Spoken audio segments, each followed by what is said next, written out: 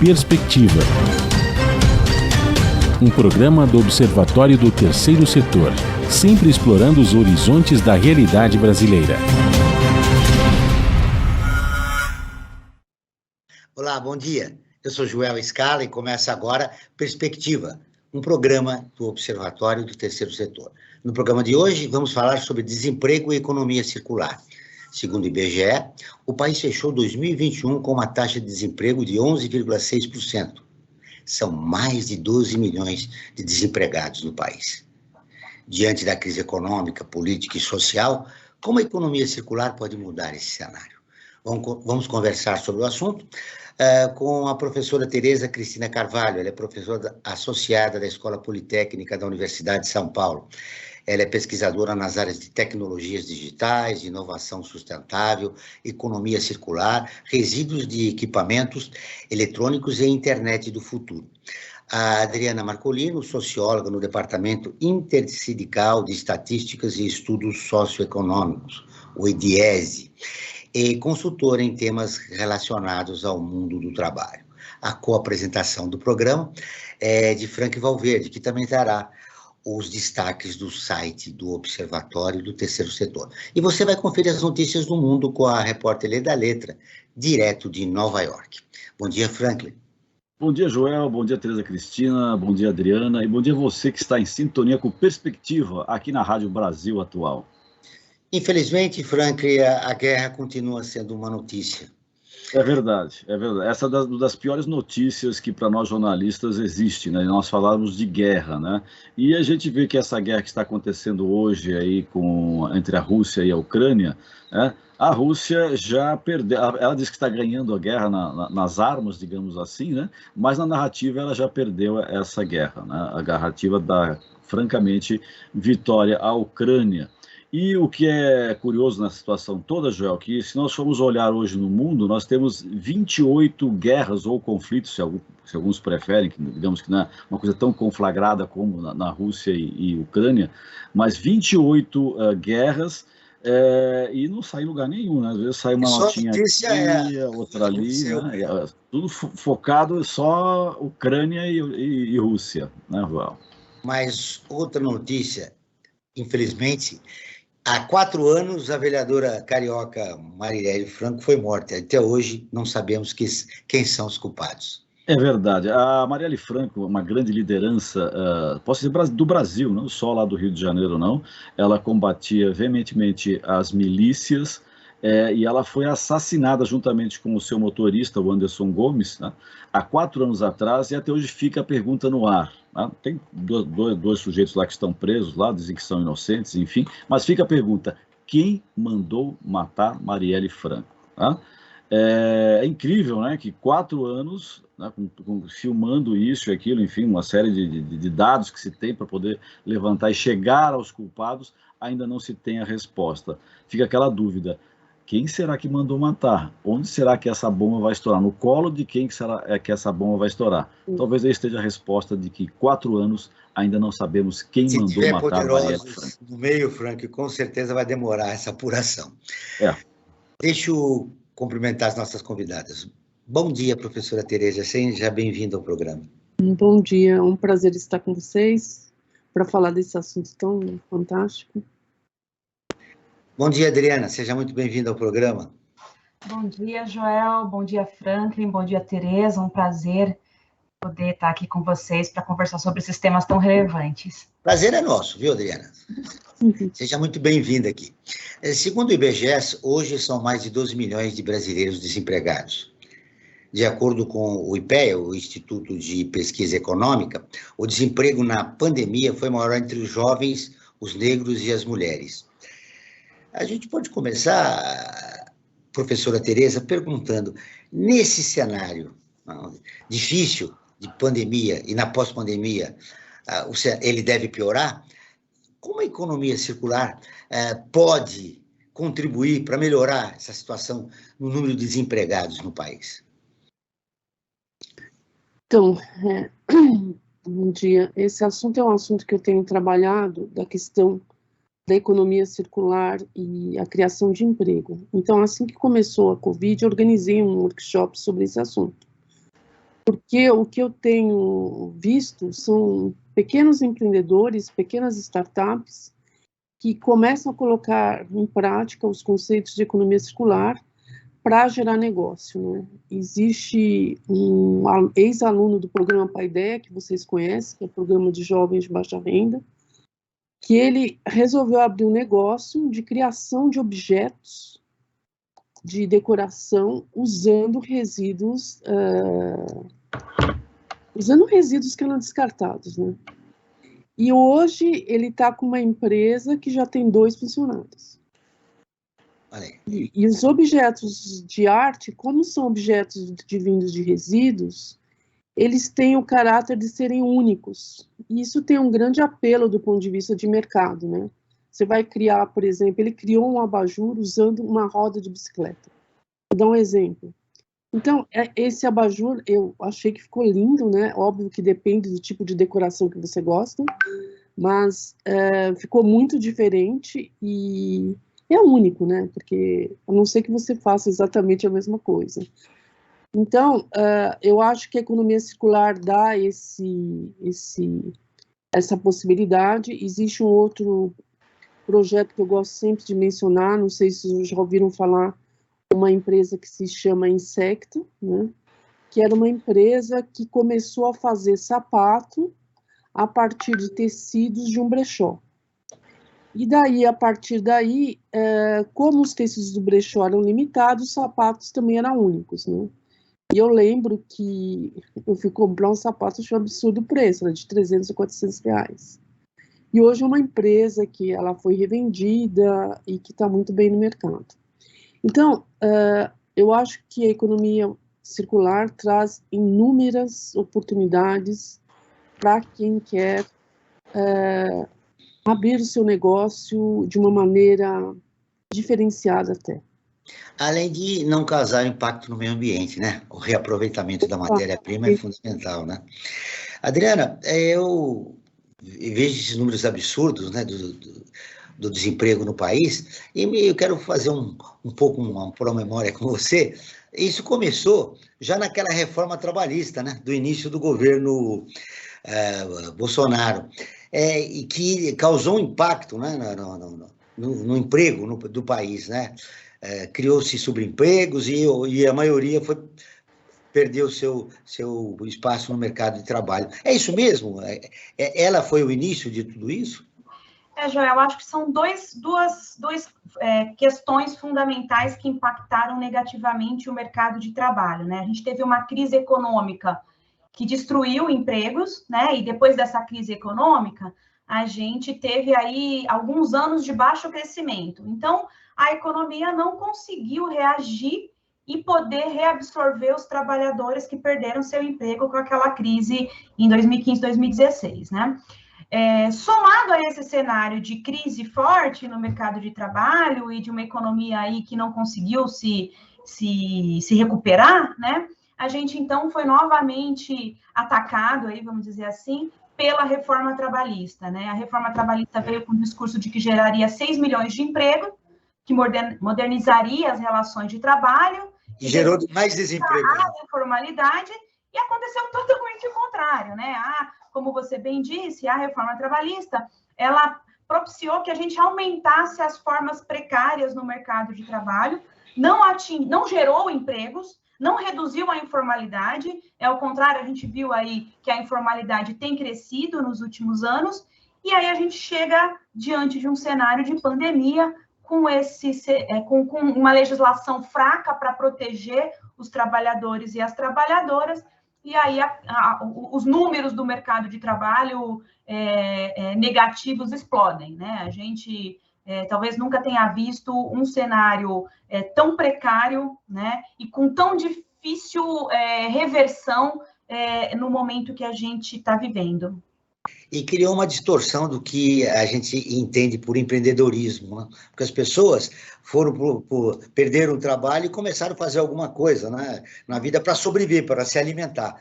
Uhum. E aí o noticiário é que isso aí eles se tornaram empreendedores, mas não é bem isso, né? Não é bem isso. Quando a gente olha para os números de quem está nessa tal informalidade, né, a gente tem uma parte relevante que são trabalhadores sem carteira assinada, né? Ou seja, a gente tem aí alguma coisa como 40 milhões de trabalhadores que estão na informalidade, mas uma parte relevante, alguma coisa como 20 milhões, estão, na verdade, são trabalhadores que estão trabalhando de forma assalariada, portanto, tem um empregador e não tem a sua carteira de trabalho registrada, né? Esse é um ponto. A outra questão é que a gente teve um aumento da pejotização, né? Então, muitos trabalhadores que estão nessa condição de conta própria hoje, na verdade, não se tratam de conta própria, né? Mesmo entre as trabalhadoras domésticas, por exemplo, tem aí um grande número de trabalhadoras domésticas que, ao invés de carteira assinada, elas estão na condição de MEI, de microempreendedor individual, né? Então, a gente precisa avançar na legislação do que é trabalhador assalariado, de verdade, né? E do que é o trabalhador conta própria, o autônomo, o empreendedor, né? E que tem muitos trabalhadores que acabaram indo para esse espaço, e como a professora Tereza falou, garantir políticas que apoiem esses trabalhadores, né? É muito relevante, né? Mas, de fato, a gente tem que olhar para o que é essa informalidade, o que é, de fato, esse empreendedorismo, né? E separar esses grupos, né? Porque para cada um você tem uma política pública diferenciada. Professora Tereza, aí a Adriana trouxe aí dados importantes, né? 40 milhões de brasileiros estão na informalidade. 20 milhões trabalham, têm um emprego, mas não têm registro em carteira. Como sensibilizar, você que é uma estudiosa sobre o assunto da economia circular, como sensibilizar o empresariado da importância da economia circular num momento como este? Então, na realidade, o tema sustentabilidade, ele é bastante relevante no mercado, e o que nós vimos, que nós temos trabalhado, que tem surgido no mercado, normas voluntárias de sustentabilidade. E essas normas passam a ser adotadas em nível internacional. Então, por exemplo, eu quero exportar um sapato, né? Para eu exportar esse sapato, eu tenho que ser aderente a uma determinada norma voluntária de sustentabilidade, onde eu comprovo que a minha cadeia produtiva é sustentável e que eu sigo as premissas de economia circular. Uma premissa muito importante da economia circular é não gerar resíduos, né, Joel? Porque você contamina o meio ambiente e utilizar também muitos químicos, né? A gente vai depois falar um pouco sobre a indústria da moda, né? Mas a questão da tinta, que polui muito o meio ambiente. Quando nós falamos do resíduo eletrônico, um dos problemas mais sérios é a questão do chumbo, né? O chumbo está em todas as placas de circuito impresso. Então, uma ideia, quando nós pensamos em economia circular, é que não existe resíduo, não existe lixo, e tudo volta para uma cadeia produtiva. Nós podemos pensar na mesma cadeia produtiva. Então, eu pego um computador, pego aquela placa e remonto um novo computador, ou eu posso extrair os metais preciosos e fazer outra coisa. Então, o exemplo que nós podemos dar nesse sentido foi as medalhas olímpicas de Tóquio, que foram todas produzidas com metais de celular e resíduos de informática, né? Eles conseguiram produzir com as medalhas de ouro, de prata, de bronze, tudo com resíduo de informática. Olha que notícia interessante. Agora nós vamos ouvir a Rádio ONU, que é parceira de conteúdo do Observatório do Terceiro Setor, com a reportagem. A pandemia gerou milhares de toneladas a mais de resíduos médicos e hospitalares. A Leda Letra, de Lisboa, tem as informações. da Saúde, OMS, revela que desde o início da pandemia foram geradas milhares de toneladas a mais de lixo hospitalar, sobrecarregando os sistemas de descartes ao redor do mundo. Além disso, esses materiais perigosos ameaçam a saúde ambiental e humana. Os resultados da análise da OMS foram divulgados esta terça-feira em Genebra, levando em consideração 87 mil toneladas de equipamento de proteção pessoal adquiridos pelos países entre março de 2020 e novembro de 2021.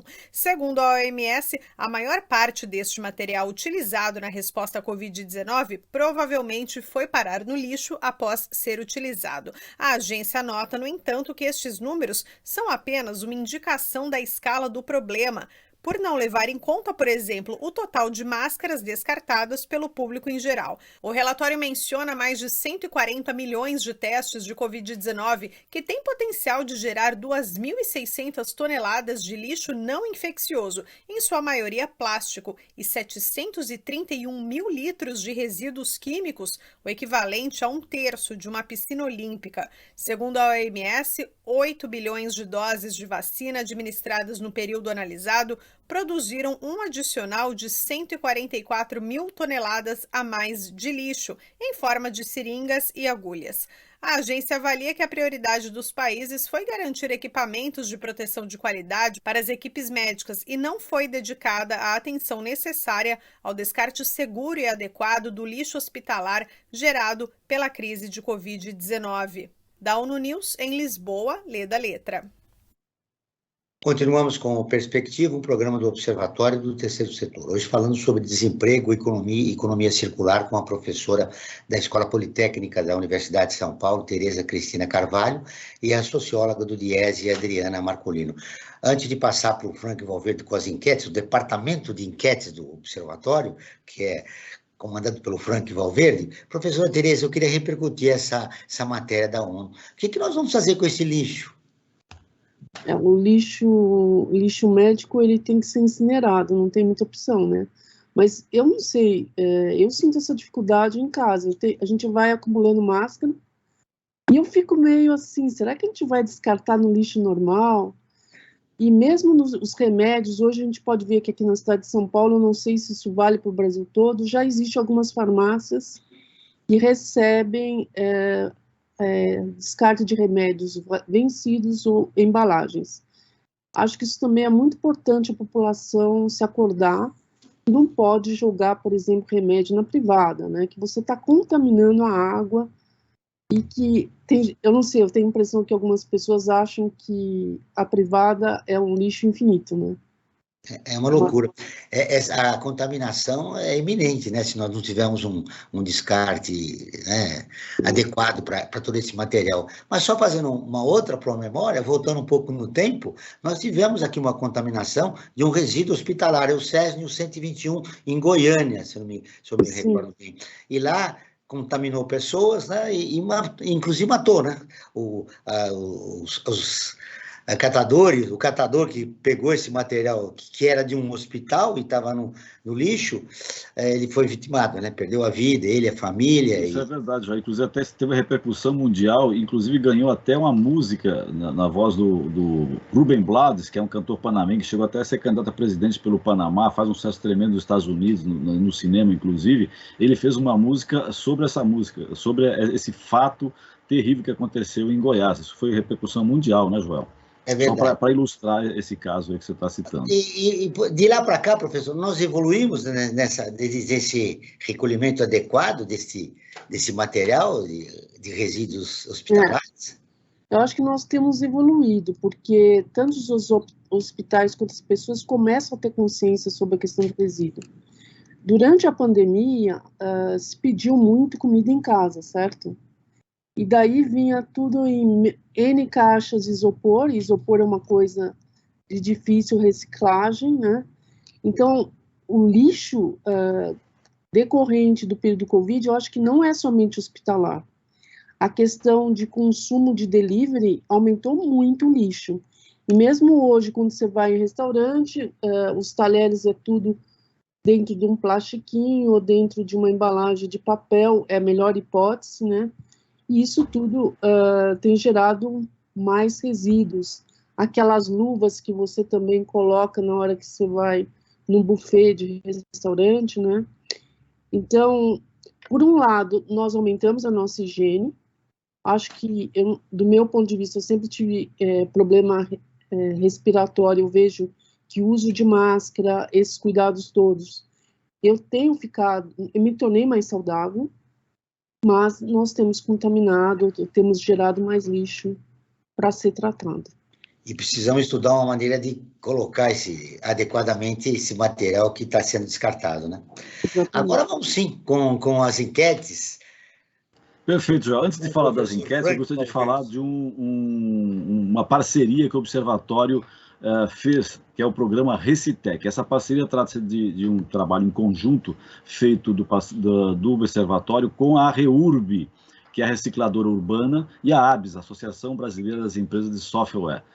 Nesse programa Recitec, que está no nosso site, né, eu convido a todos e todas que visitem lá e tenham todas as informações, nós recebemos, o programa, na verdade, o REURB, Recitec, aliás, recebe os computadores que são doados, eles são recondicionados, eles voltam para atender uma série de ONGs, né, que não tem, às vezes, o equipamento para poder trabalhar. Então, é um programa bastante importante que recupera e está dentro dessa filosofia da economia circular. E sobre as enquetes, né? A autora disso, a professora Tereza, que entrevistada no programa de hoje. Esse projeto saiu de lá, da área dela, na Politécnica. Parabéns, ao vivo, digo parabéns, professora, por essa iniciativa, que ela é fantástica para recuperar esse lixo, né, ou esses resíduos, né, eletrônicos, e voltam para a sociedade que necessita, às vezes não tem condições de estar adquirindo um equipamento novo, né? E às vezes não é necessário equipamento novo, às vezes esse equipamento que é reciclado, ele funciona tão bem quanto um 0 quilômetro, podemos dizer assim. E sobre as enquetes, né? A enquete, né, Joel, não é uma pesquisa com um embasamento acadêmico e tal, mas ela, de uma certa forma, mostra a temperatura da sociedade sobre aquele tema, né? E nessa nossa enquete, nós perguntamos o seguinte: você conhece alguém que está desempregado? E nós tivemos o resultado de 92% disseram que sim, que conhecem alguém que está desempregado. Ou seja, somada a questão da economia, que já não vinha bem, né, diga-se de passagem, vamos registrar, né, já não vinha bem antes da pandemia, veio a pandemia e isso acabou causando esse nível, né, de desemprego enorme, que quase todo mundo conhece alguém que está desempregado, né? E aproveitando a minha participação, Joel, eu gostaria de levantar aqui uma questão que eu acho bastante importante, que está dentro do nosso tema de hoje, né, da economia circular. Que uma coisa que no início do ano, saiu uma reportagem que saiu na BBC, depois foi repercutida pela G1, enfim, e outros veículos de comunicação, que é o lixão do Atacama. É uma coisa assim absurda de ver as imagens do lixão do Atacama. O Chile importa roupa usada dos países do primeiro mundo, isso vai para uma zona franca de Iquique.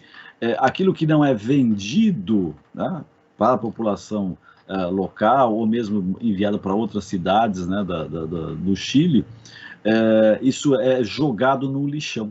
O que resta, que ninguém quer, é jogado no lixão. E as imagens são, assim, absurdas. Você olha, é um mar de roupa usada, assim, no deserto, né, colorindo aquela coisa árida do deserto, fica todo colorido com aquelas imagens. Você fala, que bonito. Não é bonito, não. Aquilo é terrível, porque aquilo é roupa que foi descartada. E eu quero trazer esse tema, né, que a indústria da moda é uma das que mais contribuem para esse tipo de poluição ambiental, né? Não só nessa questão do descarte, mas também na produção. Então, eu gostaria que tanto a Tereza Cristina e a Adriana comentassem sobre isso. Podemos começar pela Adriana. Pois é, esse grande desemprego, né, que tem acontecido, que a gente tem registrado, ele tem atacado, ele tem sido, as populações que mais têm sofrido com esse desemprego, né, são, como disse o Joel, as mulheres, os jovens e a população negra, né? Então, quando a gente olha para o dado geral, né, a gente tem aí uma taxa de 11%, mas se a gente for desagregar esses dados, né, por exemplo, as mulheres elas têm uma taxa de desemprego que está em 13,9%, enquanto os homens estão com uma taxa de desemprego de 9%. Né? Eu não tenho aqui os dados sobre a população negra, mas também são dados bastante relevantes. Né? Até o terceiro trimestre de 2021, a população negra chegava a taxas de desemprego de 18%, enquanto a taxa nacional estava em 13%. Né? Entre os jovens ali na faixa etária de 18 a 24 anos, a taxa de desemprego chega a alarmantes 40%. Né? Então, são segmentos da população que estão desempregados, que estão em busca de uma nova oportunidade, que, como o Franklin disse, em geral, reduzem o orçamento da família, né? Porque geralmente nas famílias tem mais de uma pessoa trabalhando para compor o orçamento das famílias, e então uma pessoa desempregada acaba pesando muito, né, considerando aí todo esse aumento dos preços, da cesta básica, dos combustíveis, que impacta na renda das famílias, né, você ter uma pessoa desempregada na família, você já compromete aí um volume considerável do orçamento das famílias, né. E então, essas populações que estão sendo mais afetadas, elas estão com grande dificuldade de se reinserir no mercado de trabalho, né? Se a gente for nesse ritmo de recuperação aí, a gente vai demorar alguma coisa como 3, 4 anos para voltar a uma taxa de desemprego que a gente viveu ali em 2014, 2013, e as pessoas não têm tempo, né? Elas não conseguem esperar todo esse tempo para poder se recolocar no mercado de trabalho e poder recompor a sua renda, né? Então, é preciso pensar em políticas de retomada da economia, que sejam sustentáveis, inclusive do ponto de vista ambiental, como a Tereza falou, tem muita coisa que a gente pode fazer, né? E que isso tenha também um recorte aí, pensando nessas populações que estão sofrendo mais esse momento de desemprego. Então, aqui, se vocês me permitem, eu vou fazer 2 colocações. Primeiro, o que eu vejo é que existe emprego, né, Adriana? Por exemplo, no setor de TI, a gente tem hoje por volta de 400 mil vagas abertas que não são preenchidas por falta de profissionais no mercado, né? Nesse sentido, eu vou aproveitar para divulgar o Paideia da USP, né? Que nós temos oferecido para os jovens de baixa renda curso de informática, e hoje a gente está lançando com especialização em Java, porque nós vimos que existe muitas vagas de emprego na área de programação Java, né? E, incrível que pareça, nós não tivemos muitos inscritos, né? O curso é totalmente gratuito. A pessoa tem... Quais são as razões, professora Tereza, que há um número alto de desemprego no país, há jovens que não têm uma educação formal e não se inscreveram nisso? Por quê? Quais são as razões? Eu sou meio intrigada com isso, né? Eu não sei se eles acham que é pago, não sei o que acontece. Mas o nosso objetivo, meu sonho é espalhar esse programa para o Brasil todo, no seguinte sentido: a gente fazer parceria com outras universidades, outros institutos, passar o material didático para a gente conseguir treinar as pessoas, para eles terem mais chance no mercado de trabalho. Professora, como é que a gente faz para participar? Acho que a gente pode aproveitar esse momento para divulgar, inclusive, para as pessoas, né, para quem conhece alguém, algum jovem, para poder se inscrever e participar do programa. Então, o programa, ele tem um site, né, que é lasu.usp.br/paideia, e tem um e-mail também, que é paideia@usp.br, né, ou as pessoas podem me escrever e eu redireciono, né, que é terezacristina.carvalho@usp.br. Mas é muito importante as pessoas terem noção que a gente precisa estudar. A gente trouxe as questões econômicas, as questões do Covid, mas existe também a questão da transformação digital, que ela acaba mudando o perfil de profissionais que nós precisamos no mercado. Então, é muito importante as pessoas terem alguma ideia de como se usa as ferramentas básicas de informática, pelo menos, né? Então, Assim, a educação, precisamos estudar. E nós estamos esperando esses jovens que queiram, de fato, que nós temos tido como resultado são jovens que têm ido para a faculdade e jovens que começam a ter empregos com salários significativos para manter suas famílias. Esse é o primeiro parênteses. Nós temos, esse é o primeiro. Você queria fazer mais alguma colocação, Tereza? Eu ia falar sobre a moda, mas vocês... Vamos lá. Que importante destaque você tem em relação à moda? Então, a moda, a gente está fazendo um trabalho de pesquisa com a moda, né? E o que a gente observa é que hoje são descartados por volta de 92 milhões de toneladas de resíduos em relação à moda. E existe uma previsão de descarte para 2030 de 134 milhões. Por que isso acontece? Porque eu não sei se vocês já ouviram falar no termo fast fashion. Significa, a gente troca de roupa, gera uma nova moda a cada 4 semanas. E daí existe... Isso é importante a gente repetir, porque nós somos consumistas, né? E vamos lá, a nossa roupa a gente descarta de 4 em 4 semanas. De 4 em 4 semanas. É como antigamente existia a moda outono, inverno, primavera, verão, não é isso que a gente isso falar? Isso estimulava o consumo, né? A gente sempre trocar a roupa na troca da estação, né? Isso, mas hoje a rotatividade nas grandes lojas é de 4 semanas. Isso implica que, do ponto de vista do consumidor, existe o que a gente chama de obsolescência percebida. Eu vejo assim, eu comprei essa roupa há 2 meses atrás, mas na loja já tem outro tipo de design, outra moda, então eu quero trocar, então isso acaba gerando muitos resíduos, tá? A boa nova é que a gente pode criar muitos negócios de economia circular usando roupas usadas, né? Essa semana eu conheci um negócio de uma moça que resolveu fazer isso com roupas de bebê. Acho que todo mundo que tem filho sabe, né? No primeiro, quando as crianças são muito pequenininhas, logo você troca de roupa. Então, elas criaram um negócio que você tem, por exemplo, o neném tem 3 meses, você vai lá, troca a sua roupa de 3 meses por uma roupa de 5, 6 meses e usa a sua roupa usada como pagamento de uma roupa de segunda mão. Vocês entenderam que fantástico? É muito interessante. A gente via as mães que têm mais que um filho, se fosse 2 meninas ou 2 meninos, o menor sempre pegava a roupa do maior, né? Isso é clássico, toda a família faz isso. Agora, essa de a gente trocar por quem tem um filho só, isso é uma coisa muito interessante, né? E a tendência da família hoje não é ter muitos filhos, né?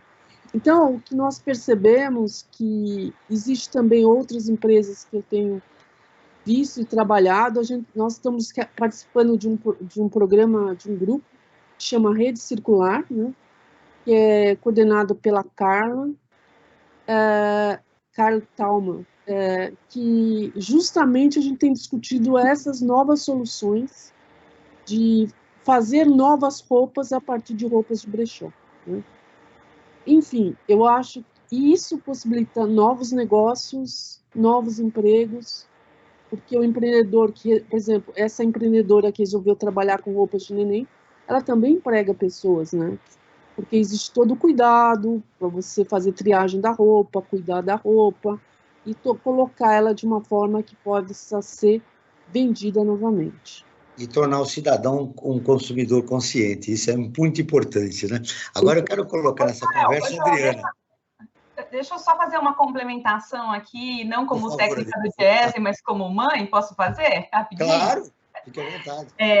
Uma coisa que eu achei, eu tenho 2 filhas pequenas que estão no ensino fundamental, né? E eu tenho percebido que os livros didáticos também estão incluindo esse novo comportamento, essa formação sobre a economia circular, sobre a reciclagem, né? Promovendo nos espaços da escola feira de trocas, enfim. E, pelo menos no caso das minhas filhas, eu acho que elas já têm uma preocupação muito maior do que a minha geração ou outras gerações. Então, eu acho que ampliar, inclusive, esses conteúdos na educação formal, nos livros didáticos, também era uma questão bastante relevante, né, Tereza? Sim, sim. Eu vejo que a juventude hoje, né, as crianças hoje são muito mais conscientes que nós, né? Que elas já aprendem a questão de economia de água na hora que vai escovar os dentes, uma série de coisas que a escola vem ensinando. E esse exemplo que você trouxe dos livros é ótimo. Essa troca de informações, né, das nossas duas convidadas revela um fato importante. Nós precisamos vencer essa barreira da comunicação e conversar com mais mães a respeito do que está acontecendo na prática, né? A Adriana já falou das duas crianças pequenas dela, você contou um pouco dessa experiência dos brechós e da importância de a gente, repito, se tornar um consumidor consciente. Um dos pilares da economia circular é a reciclagem. No Brasil, segundo uma estimativa do Movimento Nacional dos Catadores de Recicláveis, mais de 800 mil pessoas trabalham na área, sendo 70% mulheres, que são a maioria desses trabalhadores informais. Aí eu pergunto para a Adriana, como gerar trabalho formal e uma vida digna para essas mulheres, já que elas são trabalhadoras informais? Então, tem vários formatos possíveis, né? Como a Tereza comentou, de um aluno que acabou ampliando o seu negócio e contratando outros trabalhadores, né? Mas você também tem outras formas de formalizar os trabalhadores, ainda que não seja com uma carteira assinada, né? Então, por exemplo, a economia solidária, através de cooperativas, você garante ali que os trabalhadores tenham assegurado a sua aposentadoria, né? Então, há outras formas de você promover aqueles trabalhadores que estão nesses negócios de reciclagem, né? Que eles possam, sim, ter uma formalização para ter, por exemplo, seus direitos previdenciários assegurados, né?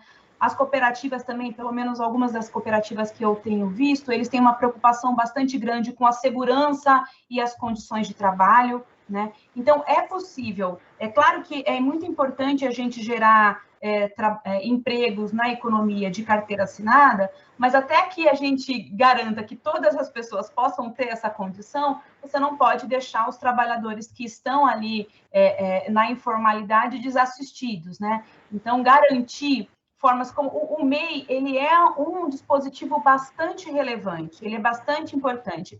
Ele tem alguns problemas que precisam ser superados, né? Que precisa de maior fiscalização para que ele, de fato, proteja os trabalhadores que estão na informalidade e que, através do MEI, pode ter aí um acesso a crédito facilitado, que possam ter seus direitos previdenciários garantidos, né? A gente precisa garantir que ele funcione da forma como ele foi pensado lá atrás, né? Então, eu acho que essas são medidas que podem colaborar com a proteção desses trabalhadores que estão trabalhando por conta própria em negócios aí sustentáveis. Deixa eu dar um recado para você que nos acompanha o nosso programa. Você quer ficar informado sobre projetos, causas sociais e direitos humanos? Siga o Observatório do Terceiro Setor nas redes sociais e acompanhe informações do Brasil e do mundo. No Instagram está @Observatório 3 Setor e no Facebook é facebook.com/Observatório 3 Setor. Os nossos programas de rádio também estão disponíveis no canal do Observatório no YouTube. Lá também você encontra entrevistas e quadros de como você sabia e você conhece, que mostram os aspectos ignorados da história e refletem sobre a sociedade brasileira. No canal também você pode assistir às lives realizadas pelo Observatório toda quinta-feira às 17 horas. Basta buscar por Observatório 3 em numeral setor. Repetindo, Observatório 3 em numeral setor. De acordo com o levantamento da FGV Social, o Brasil é o país da América Latina onde jovens têm menos chances de progredir no trabalho. Além disso, 70% têm dificuldade de encontrar trabalho e 47% dizem que deixariam o país se pudesse. É um dado bem... um terror, né, Adriana? Mas eu quero retomar aquilo que a professora Tereza falou no bloco anterior. Nós vivemos na era digital e é fundamental a capacitação, né, desses jovens, e ela está encontrando dificuldade para encontrar esses jovens, né? essa postura desses jovens brasileiros que estão fora do mercado de trabalho, fora da educação formal, como nós chegamos nessa situação, Adriana? Bom, eu acho que uma primeira questão, né, é que quando você tem um processo de crise econômica, e uma crise que está se rastejando, e aí essa crise econômica encontra outra, que é a pandemia, né, você tem aí uma dificuldade, como eu comentei, das famílias comporem seu orçamento familiar e acaba que os jovens são empurrados para o mercado de trabalho, né? Mas são empurrados para o mercado de trabalho numa condição muito ruim, né? Em geral, tendo que compatibilizar o estudo, né? Ou possíveis avanços na sua qualificação profissional com o seu trabalho, né? Então, a entrada desse jovem no mercado de trabalho acaba sendo em ocupações muito precárias, né? Com jornadas longas, com condições de trabalho insalubre. Isso dificulta que ele possa aí percorrer a sua formação de modo com maior qualidade, né? E limita o seu tempo também para poder fazer essas qualificações, né? Então, eu acho que isso é um grande problema. Uma quantidade grande de jovens no Brasil precisa compatibilizar essa sua formação, essa sua trajetória de formação profissional com o trabalho real ali, né? E esse trabalho, geralmente, é um trabalho que toma muito tempo e que é de baixa qualidade, né? Uma outra questão... Uma outra questão qual é, Adriana? É o acesso mesmo à internet. A gente sabe que o acesso é muito desigual ainda, né? Tanto nas regiões do Brasil... Tem uma pesquisa, Adriana, que eu não sei se está atualizada, que 40% dos brasileiros ainda não têm acesso à internet. E se tem um pacote de dados muito limitado. E aí, esse pacote de dados limitado, ele não tem como eles terem acesso. E ainda falta também divulgação, né? Esses dias eu fiquei sabendo de um programa bastante interessante, disponível pelo governo federal, de qualificação profissional, e ele está tão escondido na página do governo federal que eu duvido. Eu custei a encontrar. Quando eu fiquei sabendo na matéria, eu fui procurar e eu custei a encontrar onde estava esse curso, né? A inscrição. É um curso online, né? E tinham muitos cursos online, não era só aquele, né? Mas, enfim, então eu acho que tem toda essa questão do acesso, e mesmo nas grandes cidades, né? Eu acho que a educação durante a pandemia mostrou que mesmo nas grandes cidades, né? Eu li uma matéria de que até foi enviado tablet para as crianças do ensino estadual em São Paulo, mas, por exemplo, em regiões da Zona Sul, o sinal não era adequado, e aí as crianças não conseguiam acessar as plataformas onde estavam disponíveis as atividades, né? Então, a gente tem aí um caminho bastante grande até conseguir que, de fato, essa juventude tenha um acesso qualificado a essas formações, que são, como a Tereza falou, absolutamente necessárias nesse novo contexto digital que a gente vive, né? Aí entra o trabalho da professora Tereza, né? Reciclar resíduos eletrônicos para o maior número de jovens que possam receber equipamentos. Na pandemia, esse trabalho foi voltado para as escolas públicas, né? Que teve aí uma defasagem muito grande, sobretudo da população de baixa renda, que não conseguiu acompanhar as aulas porque não tinha acesso à internet. Professora Tereza, a economia circular pode representar uma esperança nesse quadro, nesse cenário que a Adriana apresentou? Eu acredito muito nisso. Eu acho que cada pessoa, independente do que ela faz, do que ela é, ela pode identificar o que ela tem habilidade, né? O exemplo desse menino que fez o Paideia, a gente logo identificou que ele tinha algumas habilidades manuais, e daí ele abriu essa empresa de fazer objetos de decoração, né? E a ideia é que todo mundo tem alguma habilidade de fazer objetos, de consertar roupa, enfim, de fazer alguma coisa com resíduo, porque o resíduo é uma coisa de valor, né? E mesmo quando nós pensamos em resíduo eletrônico, que vocês trouxeram o exemplo da REURB, lá na USP nós temos o CEDIR, né? Existem muitas cooperativas que foram treinadas para fazer a remanufatura de computador. E a gente pode trazer o exemplo da Copernova, que é lá em Cotia, que hoje consegue remanufaturar computador, né? Então, eu acho que tem dois pontos importantes. Nós precisamos enxergar o resíduo como uma coisa de valor, que pode gerar coisas, objetos. Nós precisamos aprender a reusar, né? Quando nós precisamos de alguma coisa em casa, será que não tem isso num brechó, né? Então, atrás de objetos de segunda mão, né? Às vezes eu frequento um brechó que, sabe quando a pessoa ganha presente de casamento e não gosta, e já dá lá, e às vezes é novinho, né? Você pode ter, segunda mão porque você comprou de segunda mão, mas ele é de primeira mão. E outra coisa que eu acho que a população precisa se educar na hora que faz o descarte, né? Vou dar um exemplo aí do resíduo eletrônico. Se você descarta qualquer resíduo eletrônico misturado com comida, mesmo lixo, aquele resíduo eletrônico não é mais aproveitável. Porque existe toda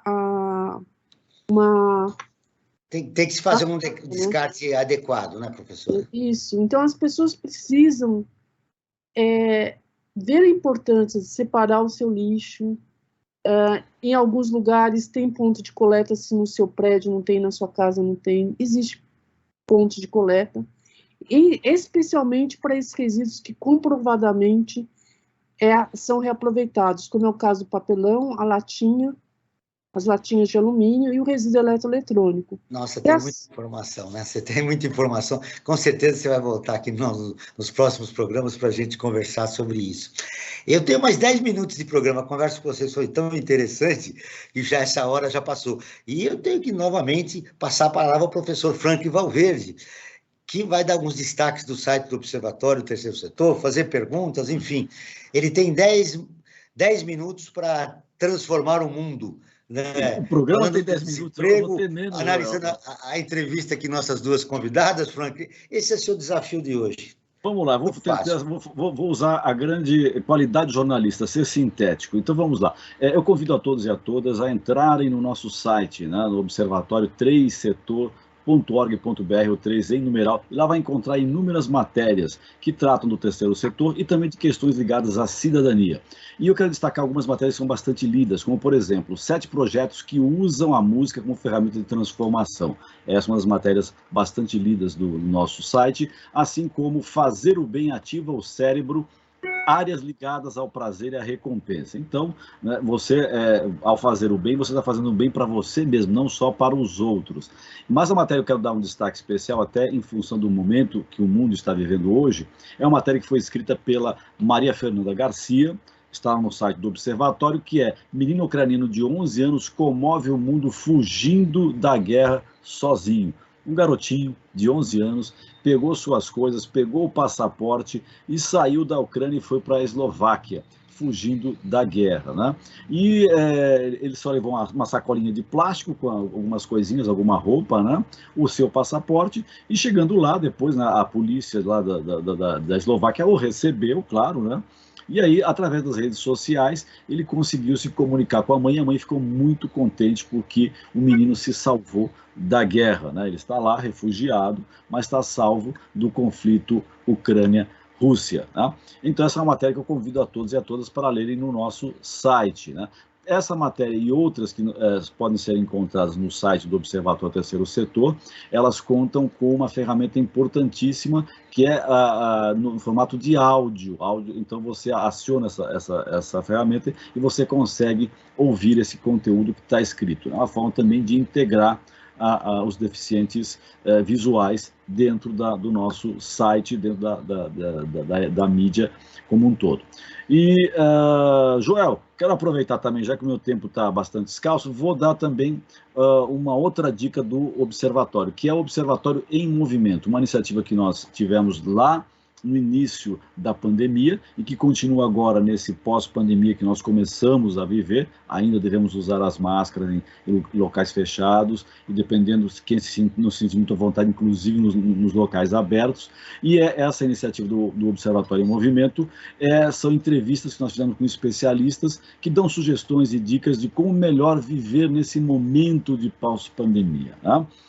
Que é importantíssimo. Vamos ver se conseguimos não cometer os mesmos erros que nós cometíamos lá para trás. O programa de hoje, por exemplo, é um bom exemplo, né? Nós temos que reciclar, temos que pensar no consumo de uma outra maneira, não daquela forma desenfreada como nós tínhamos antes da pandemia, tá? E a última dica, Joel, sei que meu tempo já está bastante escasso, mas ainda dá 30 segundos, é a nossa ferramenta, uma nova ferramenta que nós temos que chama-se Apoie o Terceiro Setor. É uma plataforma online de financiamento coletivo para organizações da sociedade civil com projetos em diversas áreas. Para saber mais, acesse apoie3setor.com.br. Esse 3 é em numeral, Joel. E claro, finalizando, nos acompanhem em nossas redes sociais, seja no Facebook, no Instagram ou então no YouTube, Joel. Em 10 segundos, um destaque final, né, do programa de hoje. A economia circular não é uma plataforma para o futuro, é uma plataforma para o presente. Comece a pensar num consumo que recicle, que renove e que repare. Muito bem. Eu tenho aqui um quarto destaque para repercutir com as nossas duas convidadas, mas eu quero lê-lo porque é importante. Segundo estimativas prévias da Organização Internacional do Trabalho, a economia circular pode gerar 4,8 milhões de empregos na América Latina e no Caribe. No entanto, a organização frisa que é importante haver estratégias bem definidas dos governos para alcançar essa meta, ou seja, políticas públicas, né? É necessário. Estamos no ano eleitoral, é fundamental que a população consciente cobre dos candidatos políticas públicas para estimular a economia circular, para que se gere novos empregos. Eu vou dar 1 minuto e meio para cada nossa convidada para fazer um fechamento do nosso programa. Eu posso começar com você, Adriana. O que mais importante você gostaria de deixar registrado no nosso programa de hoje, que a gente não, por falha do entrevistador, nós não abordamos, mas você gostaria de mencionar? Imagina, Joel, a conversa foi ótima, eu acho que a gente tocou em temas bastante relevantes, eu acho que é uma conversa longa, né, Tereza, e que precisa ainda avançar muito.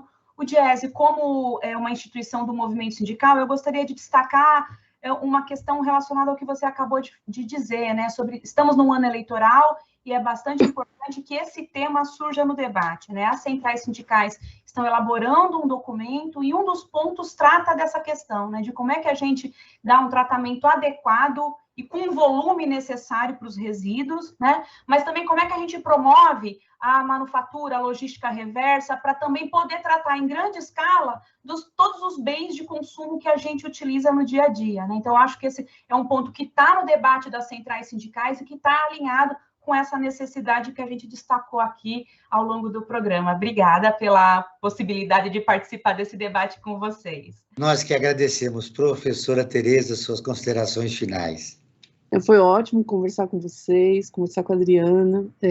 Esse assunto, para mim, é fascinante, né? Porque resíduos não faz mais sentido, nós não temos mais onde colocar resíduo.